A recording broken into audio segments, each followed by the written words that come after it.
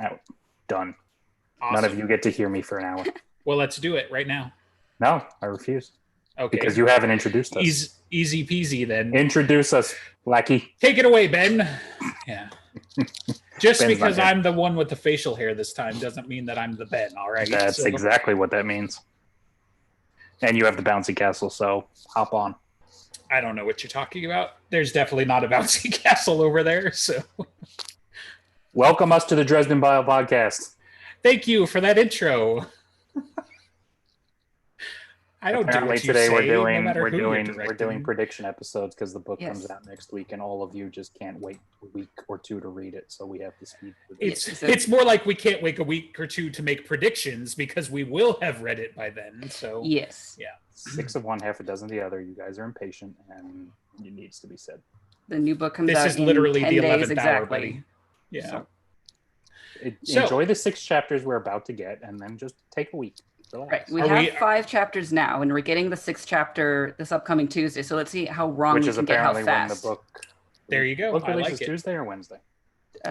Tuesday. It's on a Tuesday, but it's on the Tuesday after the next chapter. Right. Right. So it's the chapter. It'll be next Tuesday. The last chapter, and the book will be coming out. Yes. Next chapter is on Tuesday, and then the following Tuesday the book comes out. Mm-hmm. Okay. So we're doing predictions. And are we going to do the bingo card thing? I don't know. I don't know how you structure bingo card stuff into a podcast unless we want to write down all of our ideas. Isn't it just a 5x5 square? Well, and then you can use you could just we don't, use it it's as not a like framework for predictions. Just bring up characters, and we'll do, I guess, the general predictions of that. Right. Okay. So should we start with the free space? Yes. Harry gets hurt. That is the free space. Yeah. Which I maintain, if you've read the first few chapters, has already happened emotionally. But okay, it's free space. Whatever, we can quibble, but he's going to get a bump or a scrape or a bruise or broken bone somewhere. Right. And maybe he won't even notice it because of the Winter Mantle or something. But it'll happen. He doesn't get to come through these unscathed. Oh no, he has. He had a cold and he felt the pain. He was sneezing. Oh yeah, that was fucking weird. Also, he felt the aches and pangs and back in the apartment. Okay, free space taken. Boom. Right.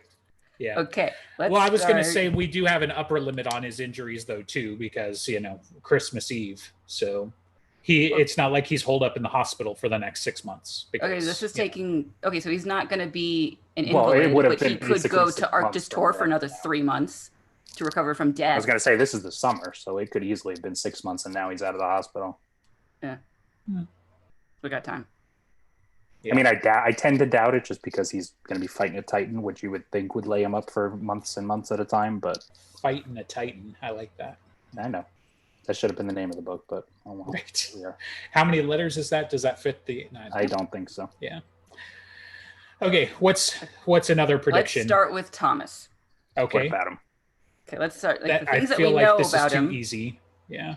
Yeah, the things we know about Thomas is going to start an international incident. Oh wait, it's the premise of the whole book. Thanks. Yeah. Okay. Let's see. He has stated upcoming babies. Yeah. So he thinks they're delicious. Oh wait, no, he's having one. Wait, that could be the same thing. Could be the same. Yeah, right. We have the problem of his parentage, which everyone thinks Ebenezer doesn't know, and that'll be the reveal. How about? Let's do the fun one then, if you're going to invoke his name. Yeah. So, is Ebenezer or is Ebenezer is Ramirez Connor. There's no way. No. The double agent. I was going to go with the double agent one. Which one of them doesn't know? Because apparently, they can't contradict each other. So, I mean, if, and I maintain I don't have to. If I had to choose between the two, it would be Ramirez over Ebenezer as the double agent. But I don't believe either one of them. I mean, on the one hand, you have like one of the most powerful brawling wizards. I mean, for several centuries. Let's just put it out there. And then on the other hand, you have the broke ass kind of stand-in captain of the wardens. But it's like, I mean, other than Ramirez's political, for lack of a better word, position, like he is not the guy you want to be taking, right? You'd be like, oh, hey, Ramirez, I need you to run. Oh yeah. Defend yourself, pick up a sword, just anything, like. Well, I suppose it's more for his position at this point. Right. The argument either way is Ramirez is like the new guard. He sees the council has been corrupted. He sees maybe through Harry that there's another way and it got twisted and manipulated. Through Ebenezer, you could make the argument of the past and what it's cost him to be a loyal soldier and being the Blackstaff, losing his daughter and his wife and all this, and that has warped him into thinking he knows better. You can make these arguments. I'm not saying Sure. I buy them, but Yeah, that okay. would be the argument to make. Right. No, I mean, yeah, as I especially find it hard to believe, like, Ebenezer hasn't been compromised, and Ebenezer might have been replaced, but then you get like all sorts of implications about how much it knows about his family history at that point. I can't imagine after Turncoat that Ebenezer and the senior council didn't triple down on mental defenses. Like, it's not to say that they're incorruptible, but at the same time, like, now they're on guard, whereas before they were thinking, oh, well, we're safe inside the halls of Edinburgh, but now it's just well, like, I'm not forget even about factoring it. in potential nemesis in that. I'm just talking about ideological over Right. the time being warped and transformed. No, I really don't buy that with either of them, right? Like, Right, I don't if either. if Ramirez is being warped in any way, it's by Harry against the White Council, you know, just that sort of thing. Wow. But he's not going to be somehow slung back around the other direction against Harry. I can't imagine, but yeah, it's more, yeah, to me, like, one of them could be a doppelganger, you know, like that could be a thing. You know, there's more than a few things that we still haven't even seen that could take the shapes of one of these guys. But And it is super suspicious that Ebenezer was invited in instead of being like vetted by the Svartals as he was going But through. he wasn't invited. Harry invited whole him. Harry invited, point. like, under his aegis Yeah, of I mean, Mal- yeah, once he Molly. was already After the there. fact. Yeah, right. But After they weren't all the able to guns are vet him, trained and on so him. he was like After it- barging through and Yeah. then causing a ruckus, and then it's like, no, I'm inviting him. He's my guest now under Molly. which is kind of tough because that's totally Ebenezer, though. Like, I mean, if you're going to put it up on the wall of like, one If says anyone's he's gonna Ebenezer do it and the other other than one says Harry. he shoot him, that one's squarely in the middle. Like, I mean, who are the most likely people to do it? Harry and his grandfather. right. So, Yeah. there you go. Yes, I mean, it isn't in his personality, but also you didn't get to really vet who he was. Yeah, because I guess the main counter to that being inside of Eb's personality is the fact that Eb probably, like, it hinges on whether or not he's buying his own press on being able to turn these guys into pretzels or not, right? Like, he's, for whatever reason, he's decided that he's going to push their buttons because fuck them, and he knows that he can do it, which is what we got. Or But you get why? the Ebenezer that's like, this is completely uncool, especially about a week before peace talks. Maybe I'm going to have a little bit more sense than that because that's what I tell Harry to do. Right. And, He usually is telling Harry, think through your actions, think through the politics, Right. like, be very careful with how you Hmm. act with all of your immense power. So why is he so rattled now? Right. Well, and because the of- main hang up I have at that point again is, if all of that's going on, yeah, either he's nemfected or something somehow else has access to his history. Because I mean, he knows shit that Dresden himself doesn't know. So well, we see like, in in the that later conversation. chapter that came out a couple of months ago when they're facing off against the Hound, how scared he is again. So I have to imagine there's some signs of this possibly also coming to the forefront that already have him rattled. Whether or not Harry gets introduced to the Hound first at that moment, it could have already been out and about,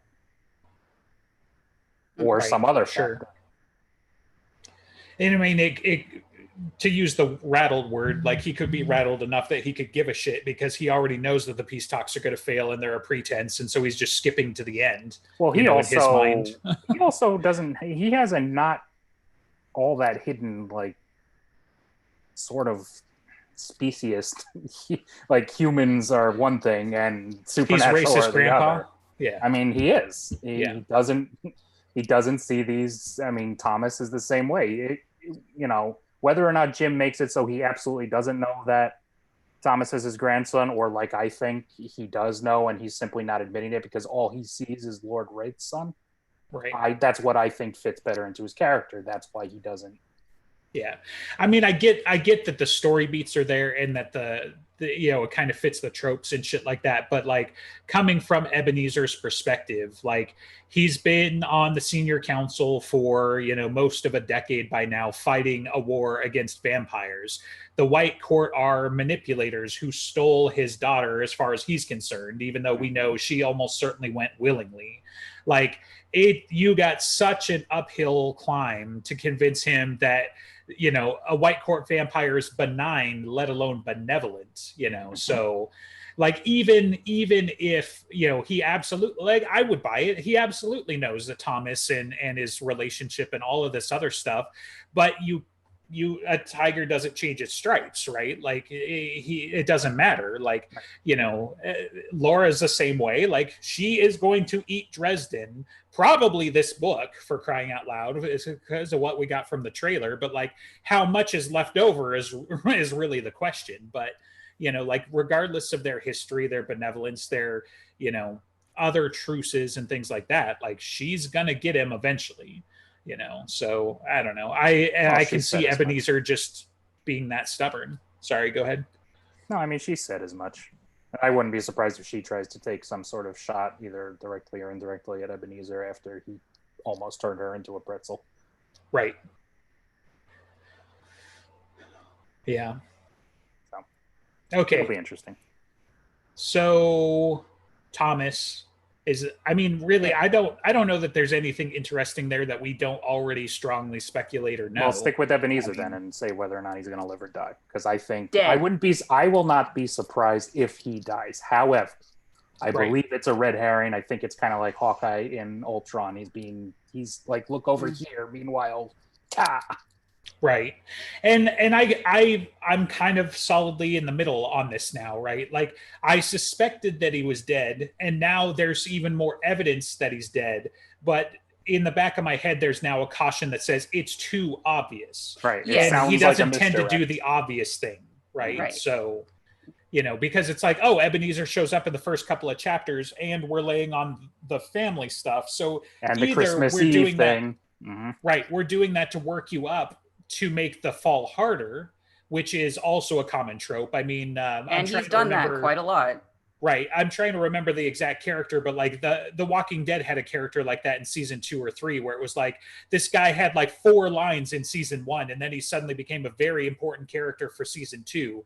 That guy's a goner, like that sort of thing. And it almost seems like the red shirt thing, except for you've known this guy for 15 books. Ensign Johnson, tell me about your extended family. Oh my God, orphans, all of them. And then Johnson dies 5 minutes later. So. Part of it is like when Harry says stars and stones, Ebenezer says, "Don't say that. You don't even know what it means." It's like, well, you didn't teach me. I just feel like, okay, we're not going to get the answer from Ebenezer. He's going to die before he can tell us. Right, and so because we've got a couple of tropes in that regard too, right? Because Ebenezer is also going to get Worfed, I think, and that's why we're seeing, like, we got the little bit of a teaser with the corner hounds, the Hounds of Tindalos, is that Ebenezer is he's like the only character on the screen that we're not sure Harry could beat him even through some kind of trickery. We don't want to see Harry fight him, for a multitude of reasons. Oh, yes, we do. You're excused from this conversation. So we don't want to see him fight him for a multitude of reasons, especially since there'll be stupid reasons. He's a staunch ally. He's one of the strongest wizards. Like, we know others are more powerful, right? But we've seen Ebenezer and heard of what he's done and that sort of thing. So he's about the strongest we can think of, at least from my perspective. And so to see him scared and to see him get his ass beat, it's Worf. Worf is 12 feet tall and he's 4 feet wide, and he fucking chews batleths for fun and sharpens his teeth, and he gets thrown around by the Borg or the Ferengi or whoever the fuck is invading the ship this week. So that we've got to be smart and overcome by beating up your tank. Exactly. And but that doesn't necessarily excuse him from getting ganked either, right? Like, I mean, so mortally wounded, maybe laid up in the hospital, sure, but dead is like, EG kind of brought me around on that, right? It's too obvious. So, and at some point, Harry is going to have to figure out these curses, things about the outsiders. We're going to need some progress on this story at some point. You can't just keep pushing it off forever. He could tell us, like, 85% of it and then die. Similar to like Last Shield of like, oh yeah, and your mother dead. Yeah, stars and stones means. Yeah, like if he's like he's dying because Like- the corner hound ripped his lungs out, and he's just Right. like, I wish I could have told you. Yeah, right. Like, oh god. I wish I had these 5 minutes to tell you something meaningful, but it just hurts so And instead bad. he touches his head and imparts some sort of wisdom into his id that he has to go deep in his head 2 books later to figure out. Yeah, That could right. be fun. He gets No, another we little couldn't. red gem. Yes, it that could be never fun. gets brought up again. So Anyway.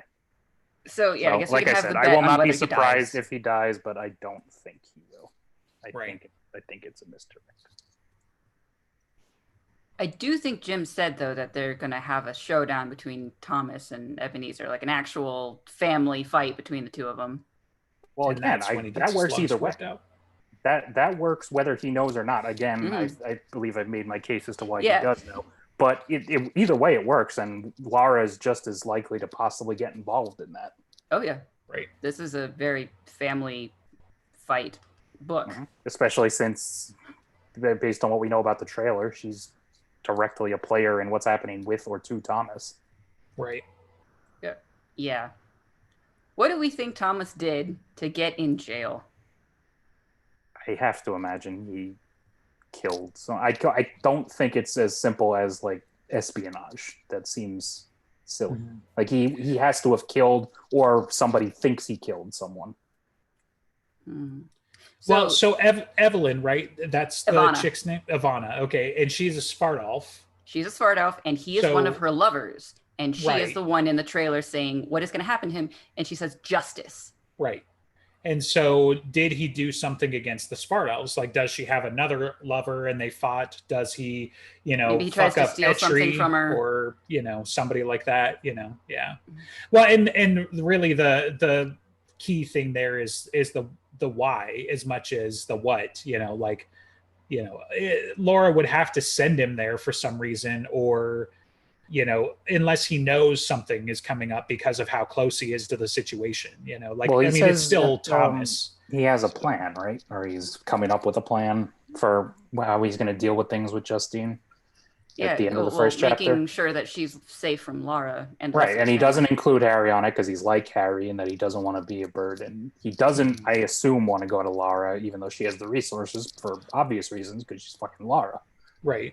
And you don't want to do that. So if you take matters into your own hands and you're going off half-cocked in that very, McCoy Dresden way, and you do something stupid. Right. So the trailer says that the peace talks is Marcone's baby. Right. And Which makes sense. It's in Chicago. He's hosting it. Right. And he's probably trying to get a whole bunch of crap out of it. And Lara is possibly trying to spoil it or something. Sure. Well, they've been allied so far. So far. Yeah, Yeah. I mean, that doesn't discount the possibility of backstabbing, I suppose. By Lara. But, I mean, everyone theoretically gains to have a secession for the moment against the Fomor, especially Marcone, because he's been doing the brunt of the work in Chicago and all that.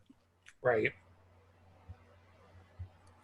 But, I mean, Yeah, I don't know. I mean, it's just tough because I'm also thinking about Bombshells, right? Because Right. it's one of the last times that we had most of these people on same screen, not the characters, but the factions, right? So we had the White Courts involved because Justine. We've got Molly and Andy, right? Was the other one. Mhm. We've got the Svartalfs and the Fomor. And so, like, I And gotta Thomas. imagine. Oh, right. He was there. Okay. Yeah, I couldn't remember if I was like filling that in or not. yeah, So he had to, what was it? He had to like spend 24 hours getting it on with them or something. Yeah. Win-win. right, terrible punishment for all those involved. So anyway, so like the Svartalfs have got a lot of reason to have goodwill towards Justine and Thomas by proxy potentially, but yeah, that's what I'm saying. Like, it's got to be something huge to like turn that, to like not give him the benefit of the doubt, even, or something like that. Like, I get they're all the letter of the law and shit like that, but I don't know. It just seems like, if you two are banging it out all the time because, you're lovers and whatever, like the whole point of keeping track of that sort of shit is because you're a security leak / manipulating force, especially as a white court vampire anyway. So to just completely turn 180 on that, it's got to be like antithetical to your plans or your people or whatever, so either he stole some huge MacGuffin or he killed somebody that was very important, and that's like, or I mean, obviously probably framed for those things, but like I could see it being like Etri, or what's the security guy? Well, there's Guy. No, like the Svardolf. Yeah, Autry, I think. Okay, that's why I keep screwing up the names, because they're basically like, the same. Yeah, they're so similar, but yeah. So I mean, I don't know. That's my vote. So. Mm-hmm. Austria. Yeah, a lot of these are. I wouldn't be surprised if, but that means east. I just put this together. Nice. So, I wouldn't be surprised if he's being framed, but I feel like he did something stupid on his own. Probably both. Like he's being manipulated, a little framed for doing something stupid, and now or he did the stupid thing and it's being behind the scenes blown out of proportion. Whatever. Well, yeah, I mean, he got caught, which is the biggest sin for all the parties involved, right? Like, because he's white court, they're gonna, put him out to pasture for it. Mm-hmm. And anybody who plays the game isn't going to respect him, so that would be sufficient, even if it was like a gold coin purse, and it's basically no practical value to anybody involved. The fact that he got caught is enough, Mm-hmm. So, or framed because he didn't have the more clever excuse or alibi or counter frame. Like, you can't frame me, I set you up before that. So the double triple cross, because white. Did you ever watch that episode of Rick and Morty? For the double triple cross? What? Yeah, damn it! God damn it! Okay, I was like, what season is it? Is what the I was newest ask, one? But, we already had this argument. Yeah, you know better. You already know my answer. Yeah. So, okay, do we have more things to talk about, Thomas? Because I want to get on EG's nerves and then cast things out like way far, go right? for it.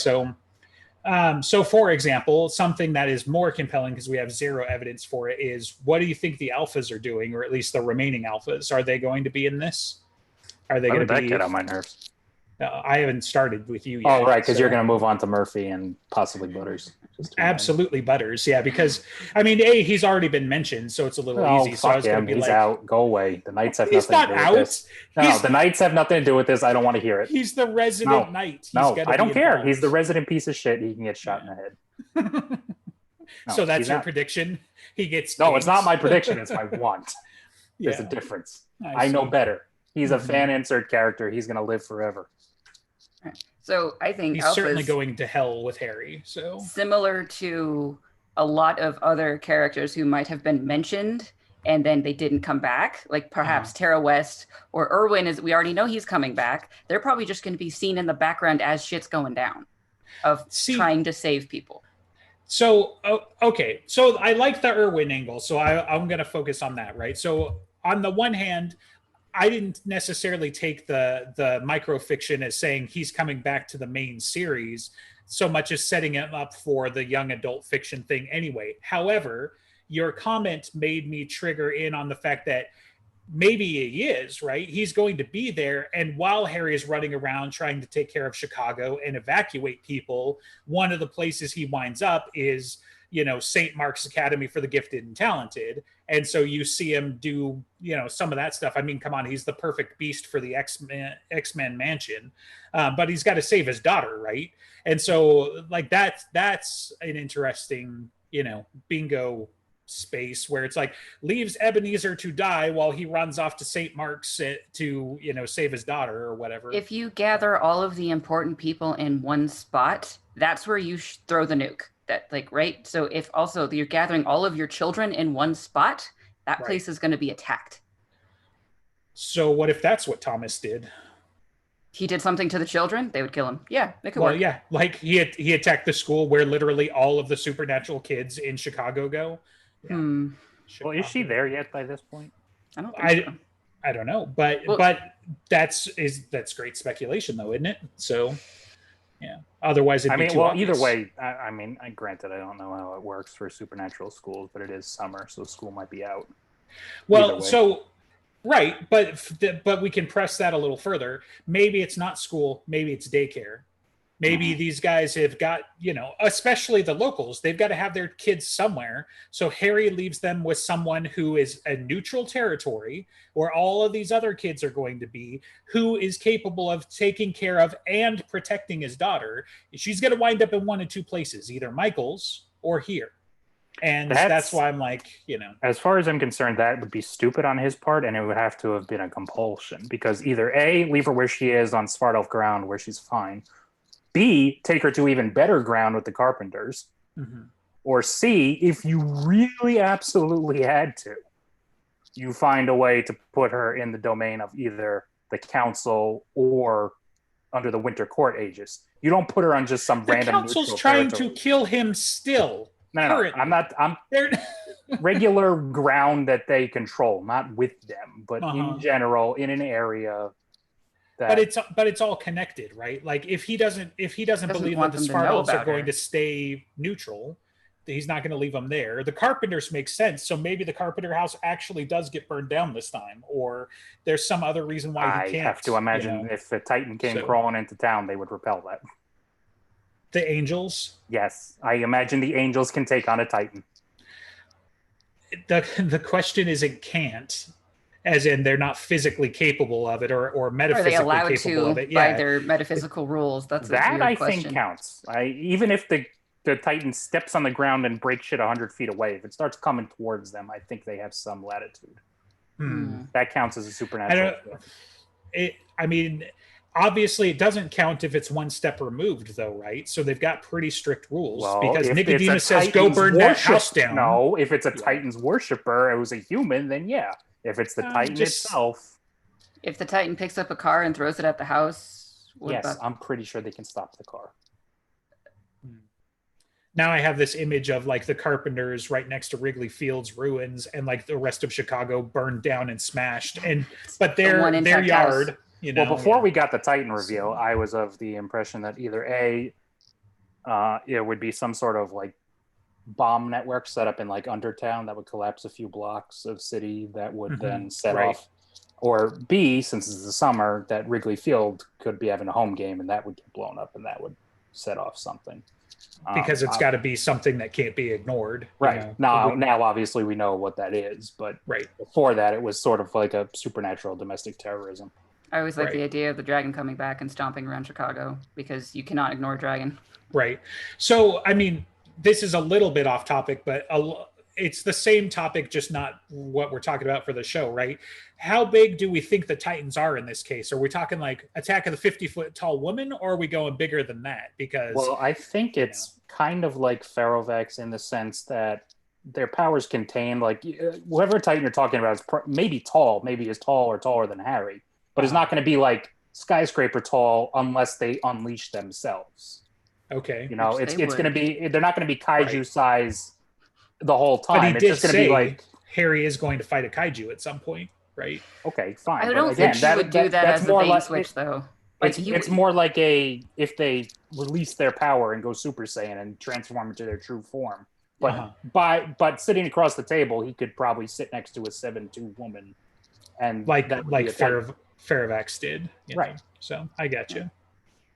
Because we know like via word of Jim that kind of power has to be contained or it starts fucking with the world around you. Right. Yeah, and that I that makes sense. I mean, just part of it was like, 50 feet is like even nothing compared to the Chicago downtown, right? So it's like we're either talking like, if we're talking like a skyscraper sized Titan, then shit, there's just no comparison.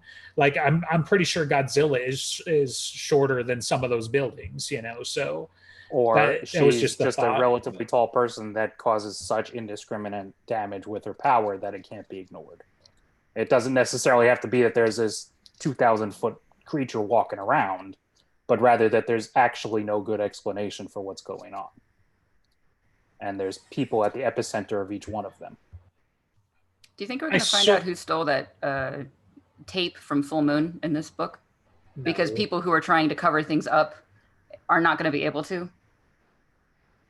I mean, okay, see the same department maybe, but that's going to be conjecture. There's no way, like, unless somebody says, "Oh yeah, here we're here to help clean up your mess," and we're like, "What mess?" Well, you remember the tape, and then everyone's like, "Oh," But unless we get like hit on the head with it, I think we're just going to see like, maybe somebody's running around with a neuralizer or something, but it's a joke, not really. But I don't know. I mean, I almost certainly we are going to have some kind of government response. I don't necessarily expect to see them this book beyond the FBI level, right?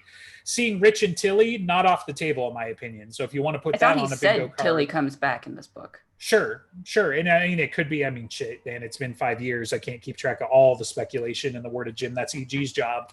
But, but yeah, so like I could see that happening, especially if we were dealing with the like bombing Wrigley Field or blowing up Undertown types of scenarios, right? Like it seems very easy to slide them in to be involved. But now we've also got this thing with IA. So unless they're going to be, like a foil or a fulcrum against each other, and for some reason, those guys are coming in to muck up Rudolph, because they're investigating crooked IA, who's, investigating crooked ex-cop because reasons, But okay, so the guy that is with Rudolph, right? And yeah, what was his name again?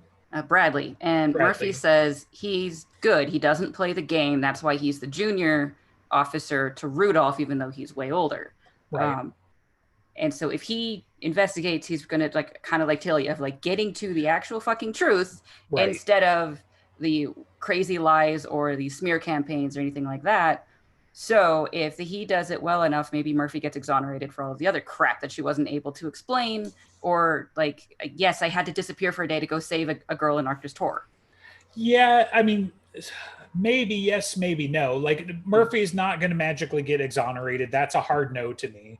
Bradley coming down on her side. So I think there's a professional courtesy, right? And I think he's going to work to like, he might go as far as to say, okay, she didn't ultimately have anything to do with it. But I don't like, I guess where I'm saying maybe no is I don't think he's going to get clued in unless, again, he gets the like a Rollins incident, right? Or something like that, right? Because just because he's pro Murphy or pro finding the truth doesn't mean he's going to get past the mortal preconceptions of, yeah, that wasn't actually a vampire. I didn't actually just fight some crazy ass teleporting hound in the fucking street or and somehow past the make mortal it out. Politics of what it looks like. Right, because I mean, Rudolph, it's literally mentioned in the chapter, right? Rudolph literally watched cops eaten by a fucking werewolf, and he still doesn't believe any of that bullshit. And, basically brought on Carmichael's, distrust, to an extent, right? And I think Carmichael would have come around eventually if he had survived. Oh, he did, yeah. But I mean, more obviously, but Rudolph kind of like fills in that character and takes it to 11, especially being corrupt. He's sold out to the Red Court. He's sold out to whoever is this. It'd be funny as shit to find out that now the Ebes have come back. Put that on your bingo card because they survived in the Never Never, and they're still pulling Rudolph's strings because who else is doing it? So, Murphy says Marcone, which is weird. But it's double weird, right? Like Marcone's going to fuck with Harry if he gets something out of it. But I mean, I think in this case, Marcone would be just as content to do what he's done in the past, which is let Harry be himself. He knows Harry's going to defend Chicago. He knows that unless Marcone gets in his way for some reason, Harry is going to defend Marcone, even whether he likes it or not. So why go out of his way to start fucking with him now? And why go out of the way to fuck with Murphy too? Because right. I mean, they were helpful to each other, and then she gets taken out. Essentially, she's so much broken and an invalid now. Right. But if he finds her annoying, all he has to do is not engage with her. He does not need to do anything to get her out of the fight. She's already gone. Well, yeah, and I mean, they were practically partners. It was just like he knows that she's not going to let him get away with some of the crazier bullshit. But I mean, she's sparring with his Einherjaren, and she's there all the fucking time. Like they were at least working side by side, if not together. So again, it makes more sense that somebody else got to Rudolph, in my opinion. Yeah. Unless somebody got to Marcone which again, it could be Laura, right? Because we were talking about maybe Laura's moving against Marcone, but you got to think about it like the White Court. She's not going to take out Marcone. She's going to enthrall Marcone if she can do anything about it, because that's the way that they're going to maneuver. If she brought him down, which she's fully capable of, then she loses, even if she wins. Yeah, White Court, Red Court were allies. And when the Red Court is taken out and changes, Lara knows all of their places to go fill in and take control of all of their spies. So I think Lara now has control over Rudolph the way that the Red Court did. Okay. Right. I think it makes more sense that it's the Black Council going after Harry through her. So it's I buy that too. It's just more of an angle, right? Like one is completely speculation, and one of them you can kind of like, no, okay, that makes a little bit of sense. But if Laura did get control of Rudolph, then why is she setting up Murphy and Harry? Well, exactly. Because she's also setting up Thomas for some reason and needs him out of the picture. And I don't know. It could be a pressure point. I mean, she goes to Harry and says, basically, you're going to fucking do this. So if you have both Thomas and the specter of Murphy's future in jeopardy, sure, that's a good pressure point. I guess I took it from the trailer of like, you're going to help my brother because he's your brother too. Mm-hmm. And well, I mean, she knows. They know she knows. She knows that all that stuff. They did that little like things, I think it was White Knight at the end of that one.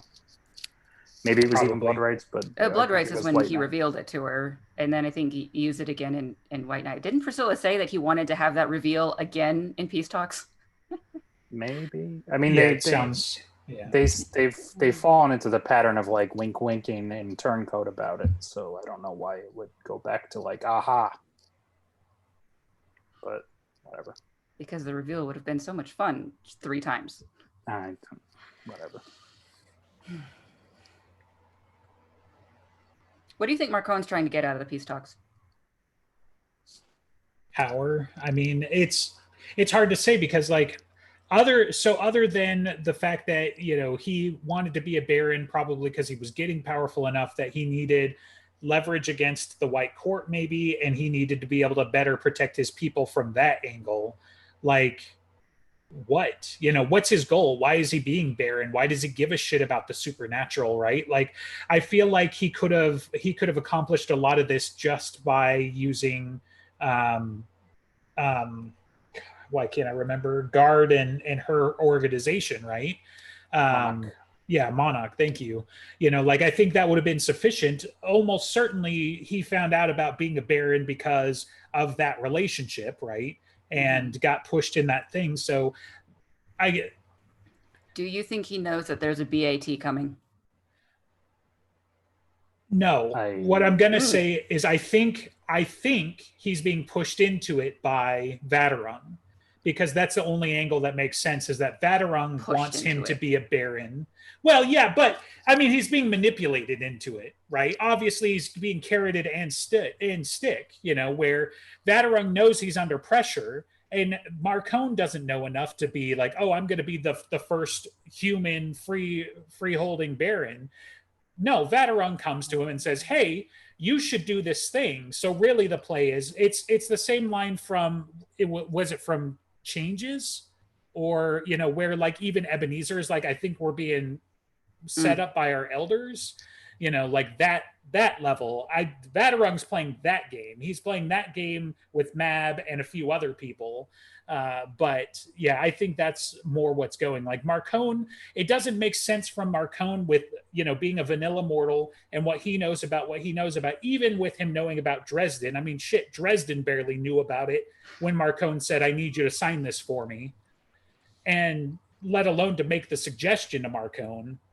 I think that came from Monarch, which means it came from Vaterung, and Vaterung setting him up to be a fulcrum of some kind, either to defend or leave. Which I don't doubt, but I also don't think Marcone is just like blindly getting this run on him. I'm pretty sure asks enough questions and can see the storm clouds on the horizon enough to know that it's advantageous to have certain positions versus just being what he normally is as a normal mob boss and not having any real kick. But what's his play, right? Like, so he knows. presumably He knows has, what's going to happen. He knows what, like, just like Nicodemus, he knows that something's going to happen because Marcone is the one who found him in Stormfront and instigated the Soul Gaze. He provoked Harry enough to do that, and he came out of it knowing more than Harry did. Harry doesn't know a damn thing at that time. Okay. And then he goes around he gets Guard as of Death Masks is when we see her. Right. When he's trying to get all sorts of supernatural things for various reasons. Right. And as he's building up, he knows that something is going to happen, and he knew it before Stormfront. Just like Nicodemus knows, just like he's trying to do what he can. He doesn't know magic. He doesn't have the ability to learn it, but he can organize and he can get people in the right places. He can help Harry do what he needs to do to protect people. So where did he get clued in? Like, because I'm having a tough time getting like a motivation for the Soul Gaze other than he wanted something from Harry. He did get something over it, and there's been speculation that everybody sees the same thing when they Soul Gaze Harry, which is why Susan passed out, and Marcone's like, maybe his reaction is because so it is true, or maybe it's just Marcone has a fucking poker face. But, you know, if he sees Fulcrum Harry, you know, gatekeeper, warden, you know, grandmaster, outsider slayer, or whatever, you know. Denton said, "I won't let you take me." Yeah, right. Well, at least, I mean, we know the first 3 case files are direct Harry versus Nemesis plots, but at a minimum, the first 2 were also directly against Marcone. Yeah, like Harry was an accident, essentially, in Full Moon. You know, if whether by hook or by crook, whether intentionally or not, if it was a result of these things coming, so Marcone takes a keen interest in it, or someone, maybe Vadarung, tips him off to this kind of thing, and he knows to what to be on the lookout for, and slowly but surely he's coming along to build, you know, more. So he's going to wield Amarachius, is what you're saying, then? Like, he's going to wield the sword. I mean, unfortunately, I wouldn't be overly surprised, but I think that's more of a Thomas thing. Yeah. I like Thomas. I'm skipping 5 steps down the road now, because the question that is going to be the most important to lead us there is the what and the why, right? So, okay, so Vadarung saw that Marcone is important, but how? Nemesis saw that Marcone was important enough to send the Wolf Belts to the FBI to get them to have the ability to set him up and take him down in Full Moon. But why? Because he's smart enough to be able to organize people against them. But he's just a dude. Like, but he owns Chicago. He is the mobster of Chicago. He owns the government. He owns all of the crooks. And it had to be the fake FBI guys. It couldn't be vampires. It couldn't be necromancers. The FBI that could actually get down through human channels, right? I mean, if that's the whole point, is the human aspect of it. You know, I mean, it depends on how the BAT shapes out. If this becomes a real world-altering event, then Marcone ends up being like Lex Luthor, and he's the guy who's going to run the show after the end of this because he's the head honcho human. Right. You know, it's a slow, and it's not necessarily the easiest build up to justify, but you know, the bones are there. Sure. On that kind of a thing. Back a little bit to the Soul Gaze thing. The other thought that I had is like, so you brought up Denton and his reaction, right? Denton saw him as the destroyer. Whereas Susan might have also seen him as the destroyer. So is it possible that there is some kind of like, you know, supernatural predisposition to see that sort of thing? So what if there are two Soul Gazes people see?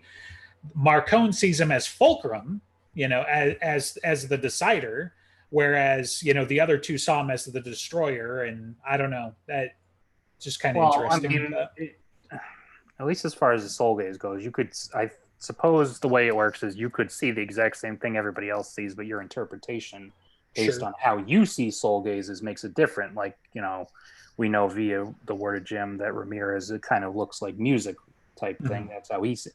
So Harry, of course, sees things more in metaphor. If you see, you know, because every time you think of Harry's Soul Gaze, all I get pictured basically is Hellboy, you know, landscape with a flaming crown over his head, and like this is what he is. He's the guy who's supposed to be the bad guy that's going to be our savior.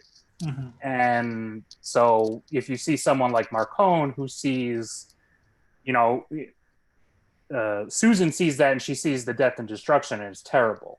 Right. But Marcone sees that and he sees the potential in what's or how maybe this could be used to his advantage. Who knows? One of the other things that I was considering talking about this too, though, is that, soul gazes and specifically the sight break, like three dimensions and even time a little bit, right?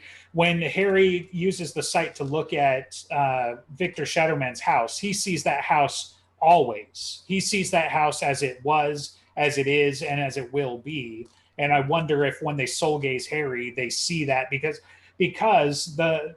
Susan seeing him as the destroyer, in my interpretation and what I'm thinking about now, breaks causality, right? Because what I'm saying is like Team Bad Guy sees the destroyer because he is the destroyer of them.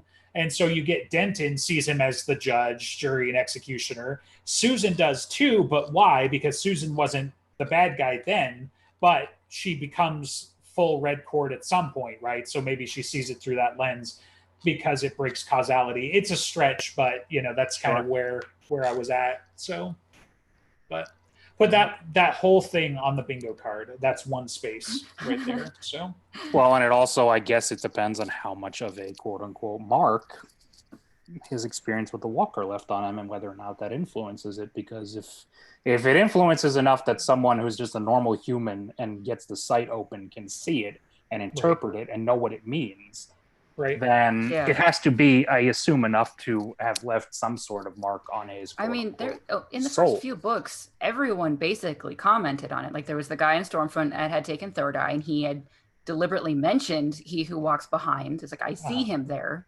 And then Chauncey, where's the other one in Death Mask that he summoned to try to get the rest of the prophecy and stuff. It's like, you've done evil. Sharvas, yeah. Like you've done it. And I'm not going to work with someone who's evil, but so he always says it's something to do with how he killed Justin, right? And like any other time he's reflecting on his actions, he's always talking about, yes, he killed people, and sometimes he regrets them, but it seems that everyone can still see that mark of He Who Walks Behind, and maybe he's just deflecting it and he doesn't know it. Well, part of the problem with that is that what we know in Ghost Story is that He Who Walks Behind is still around. And so how do we know that they're seeing the mark of him without literally seeing the thing there? Like crazy tinfoil hat thing.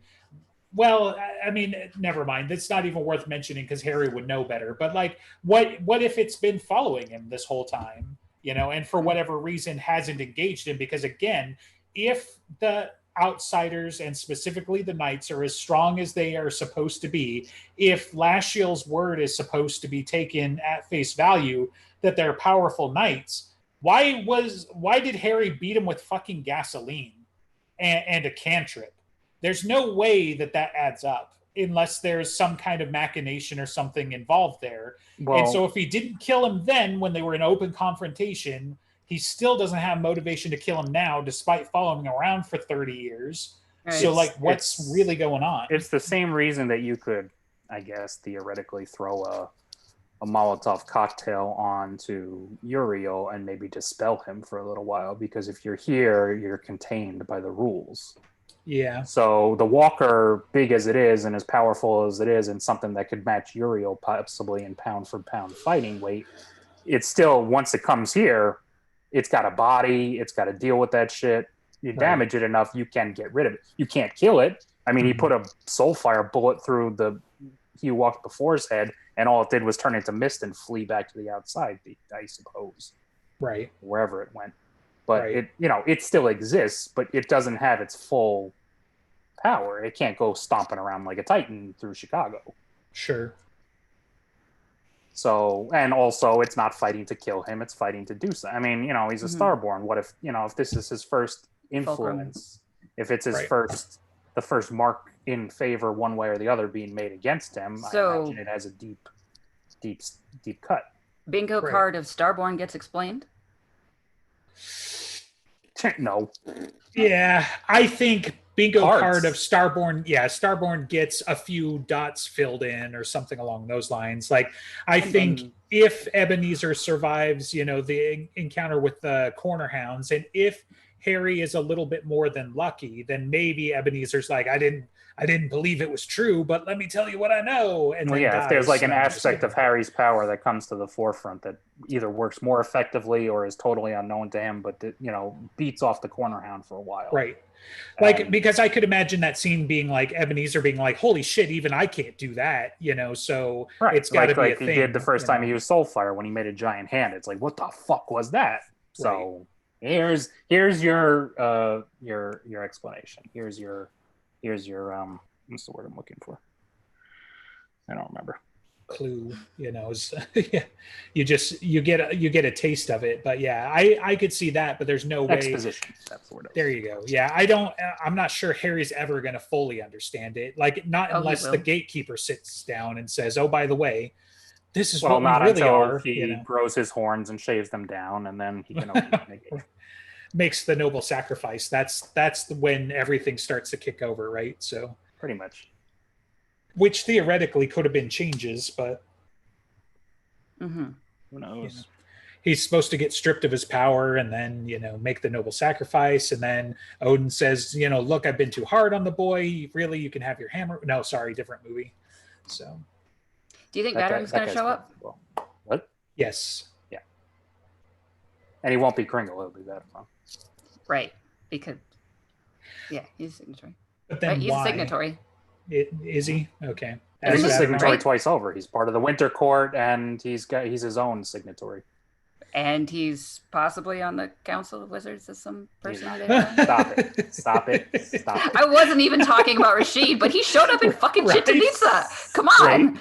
That's the he's- Grey Council. he's the That's the Grey secret Council. clandestine. That's different. Grey Council made up of people from the White I- Council. I'm seeing it now. We're going to get some like quasi anime scene where like Vatterung gets pushed into the ropes. So he's like, help, save me, Odin. And then he like tears off his Vatterung disguise and, you know, like saves himself. So, No. yes. I will put it on my bingo card that Rashid and Vatterung are in the same thing. Same In the room. same room. Same Same room, place yeah. at the same time. Yeah. Finally. Okay, finally. You can dispel that they're the same I person. don't But they, know. I don't know if he's gonna be. If Rashid's gonna be. I want them to shake hands because that takes us into time cop territory so that even if they are the same people from different points in time, if they touch, they would explode.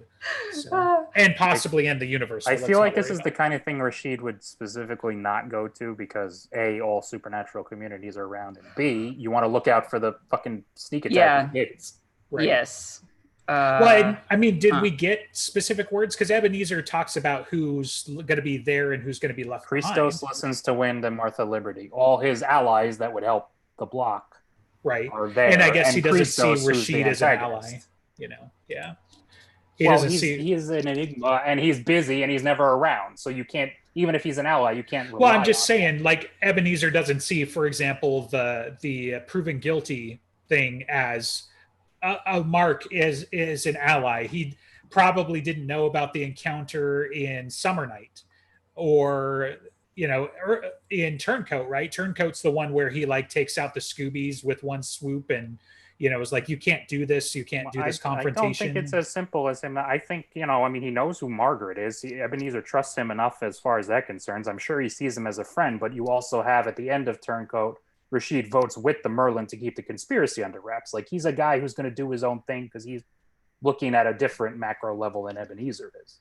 Hmm. So he just, I'm sure he thinks he can count on him as a general rule, but not as a situational rule. Like, you can't just assume the gatekeeper is going to be there and or do what you need, right. as opposed to Listens to Win and Martha Liberty, who are pretty solidly always in his terrestrial camp. Sure. Okay. So Rashid stays home with the Merlin and Ancient. I'm pretty Mai. sure he just stays at the gates, or yes, at Edinburgh if necessary. Right. But Okay, so he's either at home or he's out doing gatekeeper shit. yeah, doing his job. Right. I mean, that's what he seems to be doing all the time anyway. It's not like when he doesn't show up for council meetings that he's sitting in Edinburgh. He's just Right. he's sitting in. I can't be arsed today. Coffee's too good. Just staying home. You know, he's kind of busy. Yeah. So it is that Merlin and Rashid is probably absent, and then Ancient Mai. And Ancient Mai is not there. Yeah, so they're going to be doing the quorum that's trying to kick Harry out of the or the White Council. Right. Okay. Right. Trying to count, and I ran out of fingers, and I'm too dumb to go to the other hand.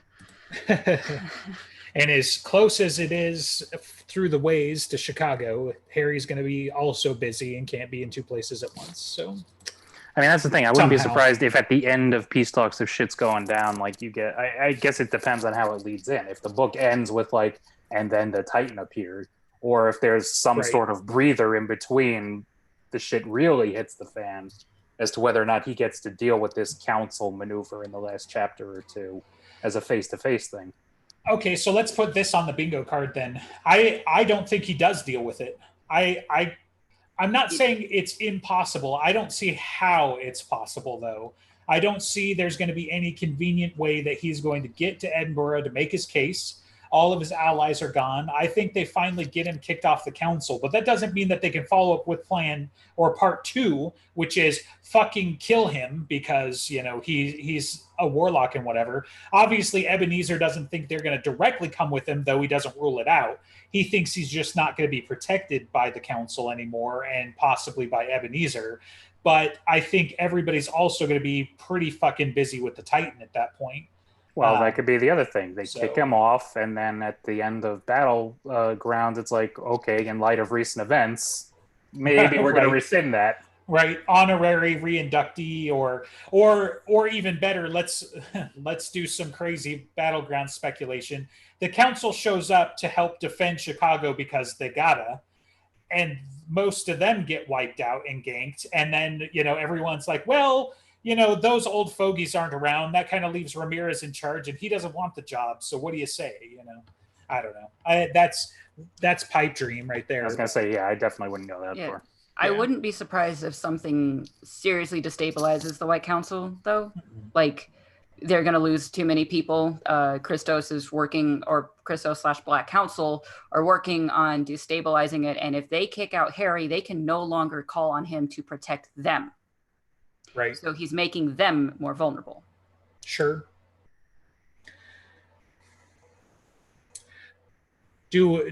So who's going to bite it? Let's focus on the senior council side. Who's going to bite it? Do we think Eb's gone? Oh, God, yes. I mean, I can't help. I think like, it's enough. You the know? talking about the red herring and that it's too obvious, I get it. And I like, you're probably right, but I just like, he's dead. There's no Right. way. Like So- I said, I'm not going to be shocked if it happens. I just think it's been laid on a little thick. Right. And I don't. when Eb goes, he's going to name Harry Blackstaff because Jim Sure. said that the person gets to choose. Well, that's almost certainly inevitable whenever it happens. Right. My lungs have been ripped out, but I just wanted to say this staff is yours. Blah! Also about your mother, because we've got to keep that going. You know, Ramirez is going to make it somehow. I don't know how. He's got By every reason to limping be away. squished. Like a boulder should fall from the sky and you know, squish him, or a car or something. But he's going to make it somehow. That's my prediction. But I know I hope Murphy bites it, but it's less of a just desire at this point, because one, she's still going to be around as a Valkyrie, but two, because after the Bingo trailer card. and you see her like Valkyrie. sawing off her cast stupidly, it's like, if she does this, Right. goes into battle and doesn't die, Right. I'm no, stop. It's gonna be a hard suspending sell, disbelief yeah. is gone anymore. Yeah. Yeah, so she's got to Jedi out one way or the other, right? She's either got to do the you underestimate my power, or that if you kill me, I'll only Oh. become more powerful than you could possibly Yeah, imagine. that one. She's going to go into battle because she has to. She's going to basically die, and Garda is going to select her as a warrior for Ragnarok. So she won't be a Valkyrie. She'll be an Einherjar. See, and I kind of actually, I didn't consider that, but I dig that too. Like Guard or somebody along Mhm. that camp selects her, but it Yes. takes her off the board until the BAT. I think would be just as acceptable as, you know. Sure, Her but I mean, inevitably we know the dying, so- Einherjar like get out and about as private security, so Yeah, but Yes, she's but then not she would be a an part of Iron Man. Monarch. She's a Valkyrie. Well, So, well, right. It depends on because, which you know, way it girls. goes. Right. If she becomes a Valkyrie, she is in a different managerial position than if she is an Einherjar. Right. Which is the kind of thing she would want, I imagine. Right. I mean, I'm sure she's fine either way. She's probably fine being a soldier, but I'm sure as a general rule of being able to be in the fight, if she was a Valkyrie, I can't imagine she would not be okay with that. Yeah. Right. Either one would probably be acceptable to her. It just kind of depends on how it gets built up. Okay. The bingo card square is that Murphy ascends into Norse mythology. Is that the middle or just one of them? No, sorry. It was a joke about how we've just going strictly by the trailer and her fucking sawing that thing off. If that, right. it has to be. Ooh, I got a better one for you. It's a dream sequence. How much of it? Yeah. No, like her sawing the cast off is her being stuck at home daydreaming about riding into battle to save Harry somehow. So that's a red herring. So we change perspectives and we go into her head like it's a short story. Right. All right. Okay. Let's wrap this up. I want to go on the pool. Gatekeeper. Does he make it? Does he show up even? I don't think he shows up. Okay. No, I wouldn't be surprised. Maybe he sends a note, but I don't think he shows up on screen. Does Christos die or does he turn? What? He's already. Well, I'm like obvious. Is he outed? Is he, like probably not? Yeah, I would say no. You think he still gets away? Okay. Yeah. But for now, I think Tilly and the Dick ex-husband show up, and then FBI has to. Oh, she was telling the truth the whole time. Yeah, that's too convenient. So I want to agree with you, but it's definitely not the Dresden universe way. So I think it would be like how many times is there like a magical like unification of the sides? There's always still aspersions or like other than maybe at the end it changes when the Scoobies get away, but even still that's not completely untouched, right? Molly gets and all this other revealing shit. The state of things to the mortal world and the authorities without being able to actually do anything productive for Dresden or his family. Like, so Murphy would still be in a bad position, but they would believe her now. Yeah, I mean, for some of that, I mean, once the lid is blown off, I guess they're going to have to. So, yeah, you're right. So. But let's see. If we are out of time, I don't know. Maybe we'll speculation episode 2. Yes. After the book comes out, let's see how that one goes. I'm okay with that. No, I'm not going to have read it, so I'm okay with that. Yeah, I know you are, but there's no way, man. I'm definitely having read this book by the next time. So probably. So everyone, get your copy as fast as you can, and easy will be the slow poke. Yeah. I just won't be on the episode. What are we talking about? Because we did say we were going to give at least an episode worth of space. We have a guest. What's his right? Yeah, and so we'll just try to keep the line as we have. Like the only early release chapters can be spoiled. Sure, we'll try that. Up to chapter 6 and the microfiction. Yeah, we've done spoilers all for 5 years, so let's see how that goes. Right. It's going to be tough. Yeah. Plug our shit, I guess. Go ahead, director. Hey, EG, go for it. You're the director, right? Right. We have a While We Weren't Recording podcast, and that's about it. Next Saturday. Oh, you should really rename the thing of Justin yells at me about something. There you go. What am I yelling about you next week? Something about Samurai Jack, and I was too young to watch it. Oh no, I think EG and I are yelling that time. So. No, I said it was overrated, and I don't remember any of it anyway. So that's my stance. I don't need to argue about that. Yeah. I mean, we can find something else to yell about, or we can go back to the fact that I think Joss Whedon's overrated. There you go. Right. Stay tuned next week when we ramble about we don't know what yet. Yeah. Fun.